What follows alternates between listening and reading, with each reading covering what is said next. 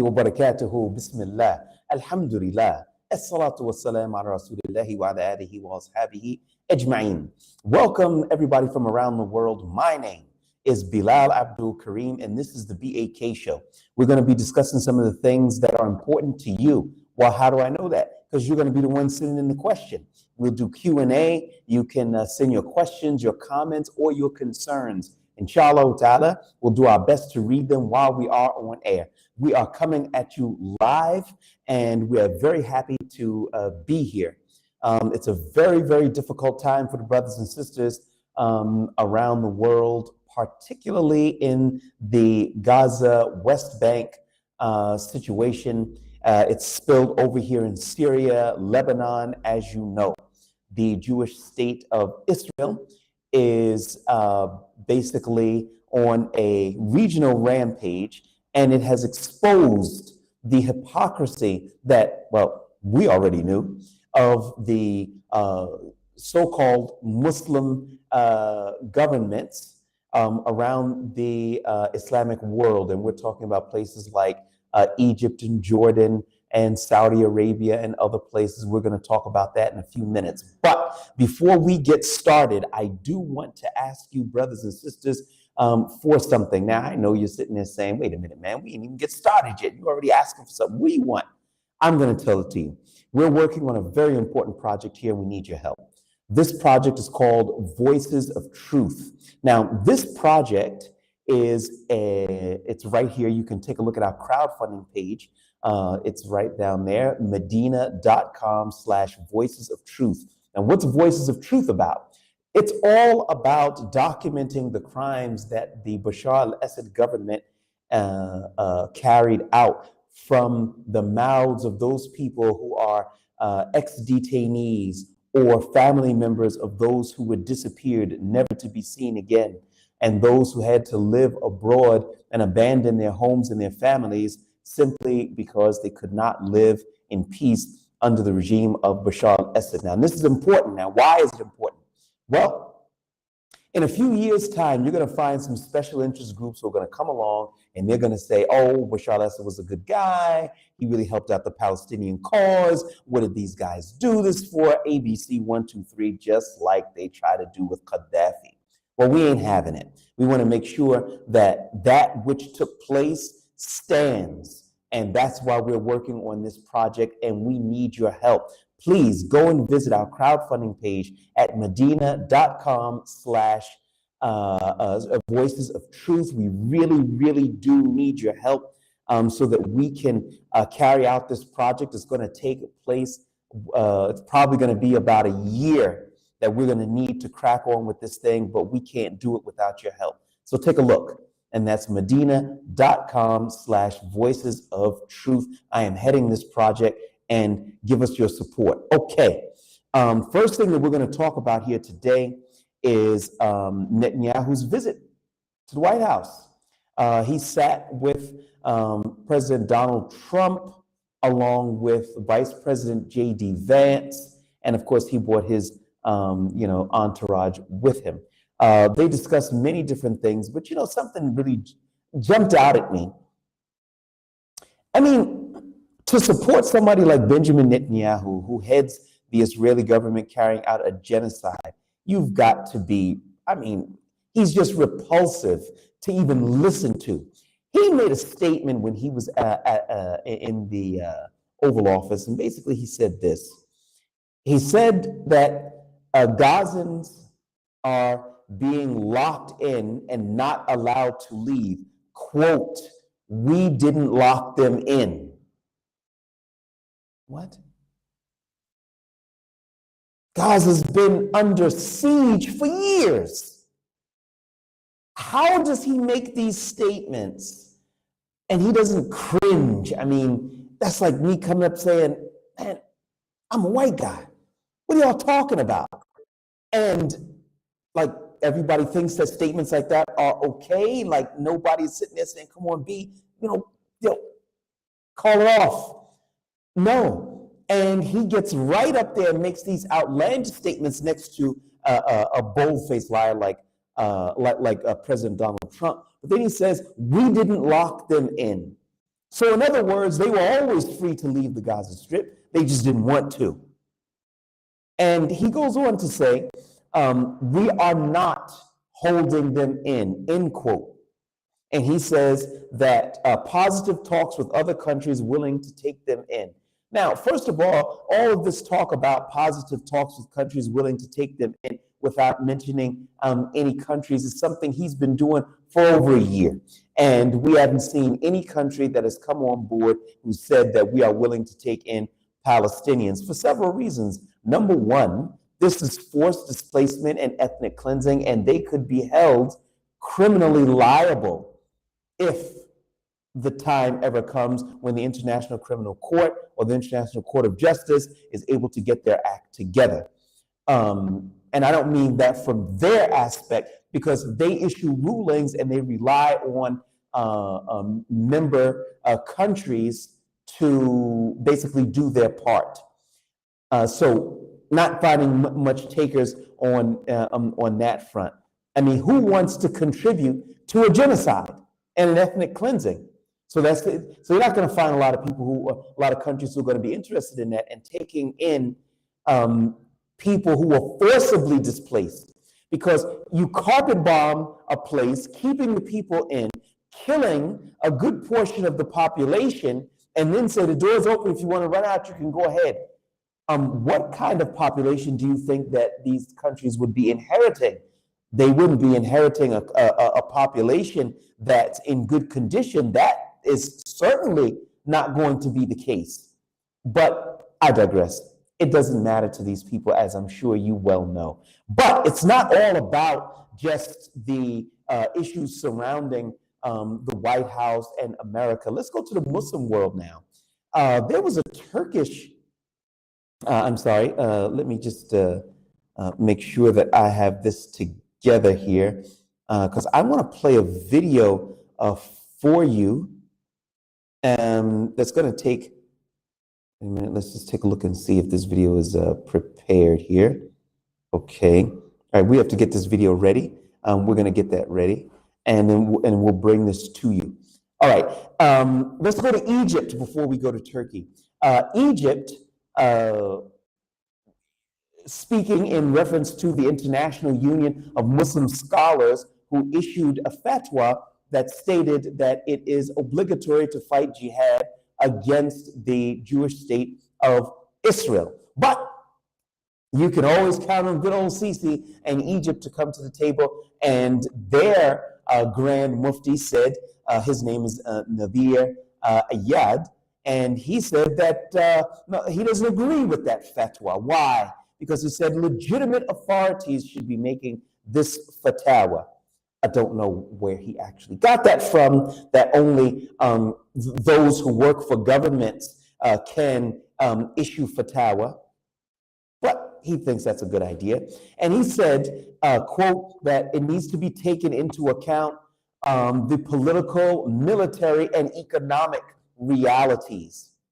Yeah, what about the killing? Does that mean anything to you? All the trucks that are lined up at the Rafah crossing with all of the military might that Egypt likes to boast that it has. Of course, it got it all from America anyway. You can't use it against their allies, but who wants to deal with those small details? So he basically is going against the fatwa and says you're not taking into account the political, the military, and the economic situation. That's why this genocide could be carried out, because you have countries like Egypt that are right there on the border and they are doing nothing. That's the reality of the situation. Let's go to Saudi Arabia. There was a Turkish lady who had a scarf on of basically the kifaya of the Palestinians in solidarity with them. And she was harassed by the authorities there in Saudi. Take a look at it and hear what she has to say. Evet arkadaşlar, biraz önce Beytullah'ın içine girerken gördüğünüz gibi şu an... Okay, I'm going to have to apologize for that because the translation isn't on here. I really apologize for it. But let me basically just tell you what she was saying. She is saying that she's in the Kaaba area, and she had this pro-Palestinian headscarf on. The authorities came over to her and told her, you can't wear that. She said, why not? They said, because that's a political statement and this place is for worship only. What? You have a genocide being committed against Muslims. That's not a political statement. That's in solidarity with the Muslims being attacked by the Jewish state of Israel. How is that a political statement? You see, you've got to understand something. The Messenger of Allah sallallahu alaihi wasallam didn't make these distinctions between worship and politics. It's all one and the same. When they fought jihad, that wasn't a political thing or political considerations. That was a religious obligation upon them. When that one lady was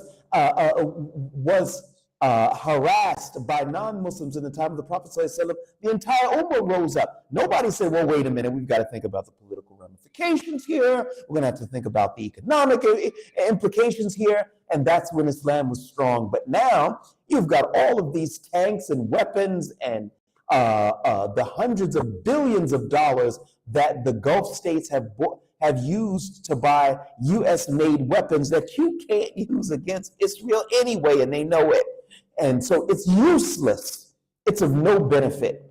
And it's really sad, and this is what she was saying in the video, that she was told, first of all, they wanted to see her passport, they wanted to see her visa. They told her, if you pray here again, then they're going to cancel her visa, things of this nature. And Allah knows best. It's a sad situation, brothers and sisters.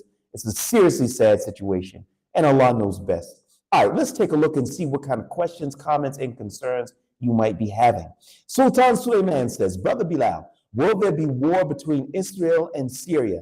Yes, I do believe that there will be. The two entities will not be able to get along, even if there was an agreement between the two, which I think there should not be. But if there is, because for one reason, the state of Israel doesn't respect any agreement. Did they not make an agreement with Hezbollah, internationally brokered agreement wherein the hostilities would cease and they would pull out of southern Lebanon within 60 days? Did that happen? Absolutely, positively, it did not. Did they not make an agreement with Hamas that indeed, after the first phase of releasing the hostages, there would be ongoing talks and the cessation of hostilities would continue? Did they follow through with that? Absolutely, positively not. The calm that descended on Gaza was relative because Palestinians were still being killed by snipers. They were still being bombed because it was blamed upon Hamas movements and things of this nature. So there's no agreement that Israel respects. So there's no point in making an agreement because they're not going to respect it anyway. So with that in mind, they realize that the arch enemy of the Muslims is the state of Israel because of their actions. And they understand that. They know that very well. So no, I don't think that there will be peace between the people of Syria and the Jewish state of Israel. So strap in, brothers and sisters. I think it's going to be a bit of a ride, but I think at the end of the ride, the Muslims will be successful, inshallah ta'ala. Okay. Assalamu alaikum wa rahmatullah. Mr. Bilal, as an American, which last U.S. president was not an Israeli asset or puppet? John F. Kennedy. Because just before John F. Kennedy was killed back in the 1960s, he was pressuring what the organization, I forgot the name of it, which morphed into AIPAC, to register as a foreign entity. He was pushing for that, for the entity that went on to become AIPAC to register as a foreign lobby. Then he was killed. mysteriously. And don't be fooled by some of the information which was recently released. There's much more to it, and that's the situation. So the last U.S. president that was not an Israeli puppet, John Fitzgerald Kennedy. Now, next, Ahmed is here, and he says, Akhi Bilal, I saw videos circulating on WhatsApp this morning showing rebel fighters in Daraa claiming to have pushed back Israeli advancement into Syria. Any info on this? You have rebel forces that, now I did not see that particular video which you are making mention of, but there are local fighters who are in southern Syria, in the Daraa area, and yes, they are resisting. There were 9 which were killed last Thursday in clashes with the IDF, and they come into Syria almost on a daily basis. And those local fighters were killed, and may Allah accept from them, Ameen. But they were successful in acting as a deterrent for IDF soldiers walking right into Syria and then walking right out, sometimes setting up checkpoints, sometimes stealing cattle and doing other outlandish things. And they made their way, the IDF, all the way up to the city of Nera, which is 20 kilometers past the border. So that's bad news. And some of the local fighters are saying that, you know, we're just not having it. We're not having it. Okay, we've got Pearls here. Who says, Brother Bilal, Arab autocratic kings are worse than the Zionist regimes, and they are all glad to extending helping hands to the Zionist regime to genocide Palestinians so that their status quo remain forever. They'd like for it to remain forever, but yeah, forever is a long time. I don't think it's going to last that long. And what's Allah going to have to say about all of that? But they're not thinking about that. Those autocratic kings set out their own Muslim brothers and sisters, or maybe they're not really Muslims at all. I am not a takfiri. I'm not saying that they're not Muslims, but their actions certainly don't seem Muslim to me when the Muslims are trying to put up difficulties for the Israelis. You find that some of those autocratic regimes, they're offering a way out for the Israelis. For example, the Houthis are giving all kinds of problems for ships going to and fro in the Strait of Mandeb, which is about 25 to 27 kilometers wide. They're saying any ships which have no connection to Israel have no problem. But those ships which are coming through there, including U.S. warships coming and going from those areas, are going to be fired upon, and they've carried out that threat. But lo and behold, look who comes running. It's Saudi Arabia, it's Bahrain, it's the United Arab Emirates. They have allowed those ships to unload their cargo in their ports, take land routes through a company, an Israeli company called TruckNet, and you can check it out online if you'd like, TruckNet. And they use land routes going through from the port of Bahrain and from the ports of the United Arab Emirates through Saudi Arabian territory on into Jordan, into the ports of occupied Palestine, also known as Israel. So they think that they're going to last for a long time. And even if they did last for a long time, they'd be piling on the sins, brothers and sisters, and I would not want to have any part of that. There is no car, plane, or being a king or a crown prince that would be worth the punishment that would come as a result of all of that. And Allah knows best. Next up, we've got Camarad who's in the house, and he says, Turkey is fully dependent to Israel. It's only entertainment. Erdogan was tough enough to shoot down the Russian pilot in Syria, but fears Israel. Turkey could stop oil, gas, oil immediately. Okay, look, there's a lot to unpack here. Number one, Turkey is not fully dependent on Israel. It's only entertainment. I think that I would like to see Turkey do more, but I couldn't tell you that I think that it's all entertainment. Erdogan was tough enough to shoot down the Russian pilot in Syria, but fears Israel. Yeah, he does have serious apprehensions about getting into an armed conflict with the Israelis. And I think that he has good reason to be that way, but that doesn't necessarily mean that I support his not coming in and being stronger in that regard up until now. But he does want to open up some military bases. And the T4 military base was bombed by the Israelis because they don't want the Turks to establish any type of military base inside of Syria. Why? Because Turkey is a military power. A military power mixing with potential Islamic fighters, that's trouble for the Israelis. So I understand why they're doing what they're doing, because they're afraid, and they have good reason to be. And finally, you wrote Turkey could stop the gas or oil immediately. Well, 40% of the energy that flows into the Israeli territories comes through Turkey, through pipes that run through Turkey. But just simply turning off those taps is just not quite as simple as it may appear.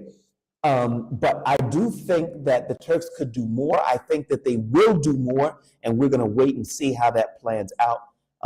May Allah allow the Muslim government of Turkey to support this ummah in a way in which he would be pleased. Ameen. Okay, we're going to take a look and see, Brother Bilal, why the Syrian government is not responding to Israeli provocations. I think that they see them as a much bigger and stronger power. I don't agree with the way that they're handling it, but then again, I'm not the president. But I can say that I think that it should be handled differently, and we're going to have to wait and see what happens in the coming days, and see exactly what they do, inshallah. And Allah knows best. Okay. Salam akhi. Is Prince bin Salman afraid of Israelis destabilizing Saudi? Is this the reason for silence? Is Turkey helping Israelis with oil supply? Why Muslims are not marching to the gates of Rafah? Muslims are marching to the gates of Rafah. For the first time, I saw Egyptians at the gates of Rafah demanding that something be done, or a jihad to be called, helping their brothers and sisters just on the other side of that border. So yeah, it wasn't a lot, but there was some, and we didn't see that before. And we're seeing protests happening all around the Muslim world. We're talking about Turkey, we're talking about other places, and we didn't see a lot of that. Now, it may not be happening at the speed that we want, but stuff is moving, and may Allah allow it to move even faster. Ameen. Because the brothers and sisters need our help, and they need it without delay. It also goes on to say, is Turkey helping Israelis with oil supply? That's an oversimplification. 40% of their energy goes through Turkish territory, but there are a lot of other considerations that need to be made in that regard, of simply turning off that tap, along with other agreements for other nations, of the energy which flows through those pipelines. I do think that the Turks have the tools to do more. I hope that they are. I'm liking that they would be setting up military bases here in Syria. The Israelis are trying to deter them from that, but old Uncle Erdogan has got, he's a slick guy, and he's turned on. But we're going to wait and see if we're going to see those fangs and claws come out from Ankara, and we hope that they do, and we'll have to wait and see what happens. Is Prince bin Salman afraid of Israelis destabilizing Saudi? If you look at Mohammed bin Salman, The only time I've ever seen him act tough is when he's sending his security forces to go and arrest some sheikh who's got no army or nobody else. I've never seen this guy take a stand on anything. Always wanting to cozy up to the Americans, wanting to make a three-way deal between the U.S., Saudi Arabia, and Israel. Basically, the deal before October 7th, 2023 was as follows. They would recognize Israel's right to exist and their claims to those lands. In exchange, they would have a security pact with the United States of America, i.e., if Iran or someone else were to attack them, that the United States would come running. Good luck with that. Brother, I'm trying to let you know, Mohammed bin Salman, if somebody can send him this video, go ahead and send it to him. Dude, do you think that the Americans are going to support you? Is that what you really think? Come on, man, wake up. You know, don't be a fool. If you look at the agreements which were brokered by the U.S. and Qatar with the cessation of hostilities in Gaza, well, how come they didn't act as a guarantor? How come they didn't restrain the Israelis? How come they're allowing it to continue to go on? Come on, Mohammed bin Salman, stop buying paintings and chateaus in France and get with the program, brother. Serious stuff, y'all. Sultan Suleiman says, Brother Bilal, do you think Israel will disappear in 2027? No, I don't think that it will be that quick. I think that they've got a serious military power, but I think once the brothers show them something, you'll find that it's easier than they thought. But you got to show them something. And right now, our Muslim armies are being reined in by Washington and Tel Aviv. That's the reality of the situation. Brothers and sisters, before you go, I do need to ask you for something. Please, guys, help us out. Take a look at our crowdfunding page for a project that we're working on called Voices of Truth. It's on medina.com/Voices of Truth. It is a project, a video project that I am heading wherein we are interviewing people from all sorts of walks of life. We're talking about people who are the relatives of detainees which never returned during the time of Assad. In addition to that, those who were detainees themselves, those who lived under the oppression of the Assad regime, so we can document what took place so that history will never repeat itself again, even if people try to whitewash the crimes committed by the Assad regime. We need your help. We can't continue this project without you. So please visit our crowdfunding page. That's medina.com/Voices of Truth. I am your host, Bilal Abdul Kareem. Jazakumullahu khaira. May Allah protect our brothers and sisters around the Ummah. Ameen.